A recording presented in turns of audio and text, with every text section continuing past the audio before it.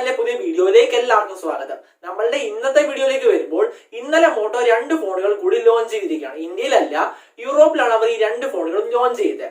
അവർ launch ചെയ്ത phone ഏതൊക്കെയെന്ന് പറയുകയാണെങ്കിൽ അവരുടെ ജി സീരീസിലെ പുതിയ 2 ഫോണുകളായ മോട്ടോ G10 മോട്ടോ G30യുമാണ് അവർ ഇന്നലെ യൂറോപ്പിൽ ലോഞ്ച് ചെയ്തത്. അപ്പൊ നമ്മളുടെ വീഡിയോയിൽ നമ്മൾ ഈ മോട്ടോ G30യുടെയും G10ന്റെയും ഒരു ഡീറ്റെയിൽഡ് റിവ്യൂ ആയിരിക്കും നമ്മൾ ചെയ്യുന്നത്.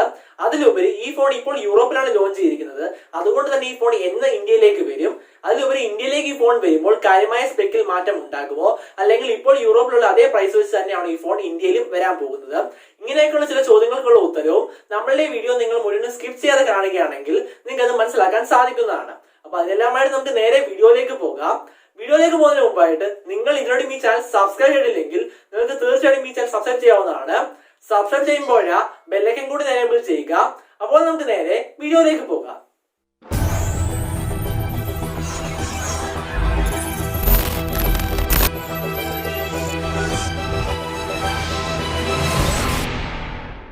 ഹായ്, നമുക്കിപ്പോൾ ഈ 2 ഫോണുകളിൽ നിന്ന് മോട്ടോ G10ന്റെ സ്പെസിഫിക്കേഷൻ ആദ്യം നോക്കുകയാണെങ്കിൽ ഇവിടെ നമുക്ക് ഡിസ്പ്ലേയിൽ 6.5 ഇഞ്ചിന്റെ ഒരു HD+ ആയിട്ടുള്ള ഒരു IPS LCD ഡിസ്പ്ലേ ആണ് നമുക്ക് ഈ മോട്ടോ G10 ലഭിക്കുന്നത്. അപ്പോൾ 6.5 ഇഞ്ച് എന്ന് പറയുമ്പോൾ അത്യാവശ്യം നല്ല വലിപ്പമുള്ള ഡിസ്പ്ലേ നമുക്ക് ഇവിടെ ലഭിക്കുന്നത്. അതിനോട് നമുക്ക് ഇവിടെ HD+ ഡിസ്പ്ലേ ക്വാളിറ്റി മാത്രമേ നമുക്ക് ഇവിടെ ലഭിക്കുന്നുള്ളൂ.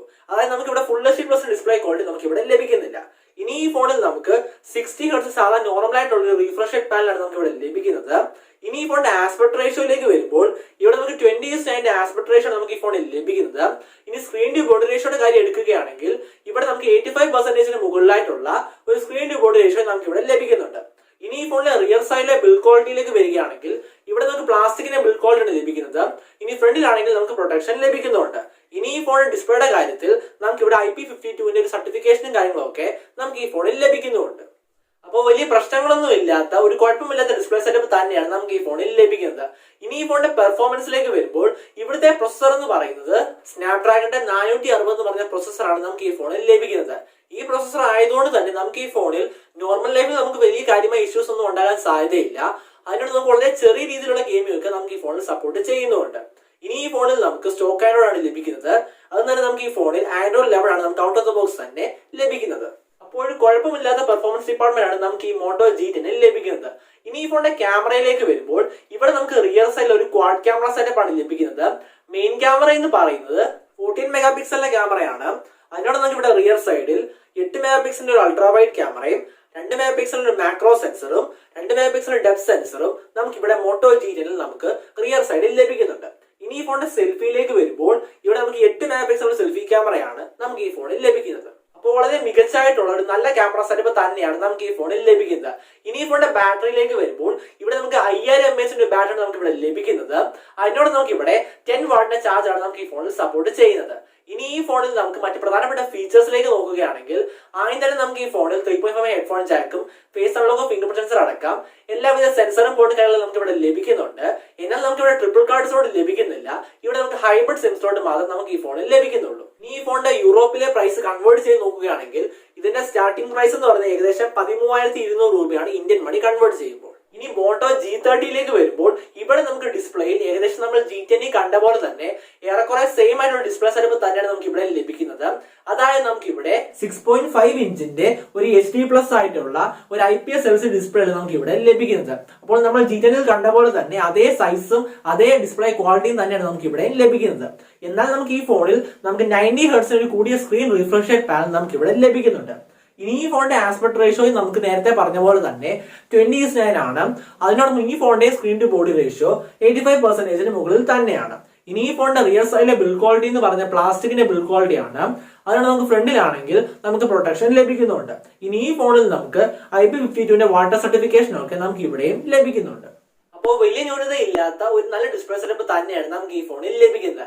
ഇനി ഈ ഫോണിന്റെ പെർഫോമൻസ് ഡിപ്പാർട്ട്മെന്റിലേക്ക് വരുമ്പോൾ ഇവിടുത്തെ പ്രൊസസർ എന്ന് പറയുന്നത് സ്നാപ്ഡ്രാഗന്റെ 662 ആണ്. ഈ പ്രൊസസർ എന്ന് പറയുന്ന ഒരു 11nm ഫാബ്രിക്കേഷൻ ടെക്നോളജിയിൽ നിർമ്മിതമായ പ്രൊസസറാണ്.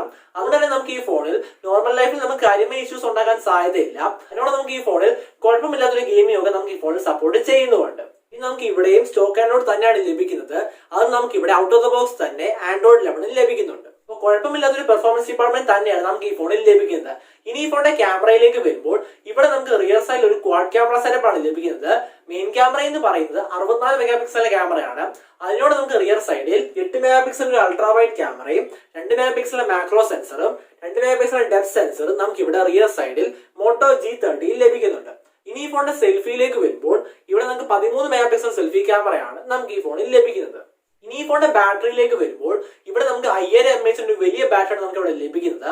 അതിനോട് നമുക്ക് ഇവിടെ 20 വാട്ടിന്റെ ഒരു ഫാസ്റ്റ് ചാർജിംഗ് നമുക്ക് ഈ ഫോണിൽ സപ്പോർട്ട് ചെയ്യുന്നുണ്ട്.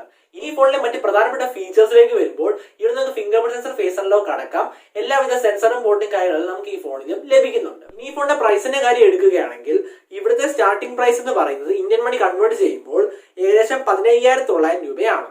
അപ്പോൾ എന്റെ അഭിപ്രായത്തിൽ ഈ മോട്ടോ G30, മോട്ടോ G10 വളരെ മികച്ചായിട്ടുള്ള രണ്ട് ഫോണുകൾ തന്നെയാണ്. എന്നാൽ ഈ ഫോൺ ഇപ്പോൾ യൂറോപ്പിലാണ് ലോഞ്ച് ചെയ്തിരിക്കുന്നത്. ഈ ഫോണിന് ഇന്ത്യയിലേക്ക് എന്ന് വരെ നമുക്ക് ഉറപ്പില്ല. ഇന്ത്യയിലേക്ക് വരുമ്പോൾ ഈ ഫോണിന്റെ പ്രൈസ് ഇപ്പോൾ 15,000 അല്ലെങ്കിൽ 13,000 നിന്ന് ഒരു 10,000-നുള്ളിലേക്ക് കൊണ്ടുവരികയാണെങ്കിൽ അത് അവർക്ക് ഒരു നേട്ടമാക്കാൻ സാധ്യത കാണുന്നുണ്ട്. അല്ലാതെ ഈ പ്രൈസിൽ തന്നെ അവർ ഈ ഫോൺ ഇന്ത്യയിലേക്ക് കൊണ്ടുവരികയാണെങ്കിൽ അത് അവർക്കൊരു നഷ്ടമാകാനായിരിക്കും സാധ്യത കൂടുതൽ. അപ്പോൾ ഇതാണ് നമ്മളുടെ ഇന്നത്തെ വീഡിയോ. നിങ്ങൾക്ക് ഈ വീഡിയോ ഇഷ്ടപ്പെട്ടുണ്ടെങ്കിൽ നിങ്ങൾക്ക് ഈ വീഡിയോ ലൈക്ക് ചെയ്യാവുന്നതാണ്. അതിലുപരി വീഡിയോ ബന്ധപ്പെട്ട അഭിപ്രായങ്ങൾ കമന്റ് ബോക്സിൽ രേഖപ്പെടുത്താവുന്നതാണ്. അപ്പോൾ പുതിയ വീഡിയോ വരുന്നതിന് വരെ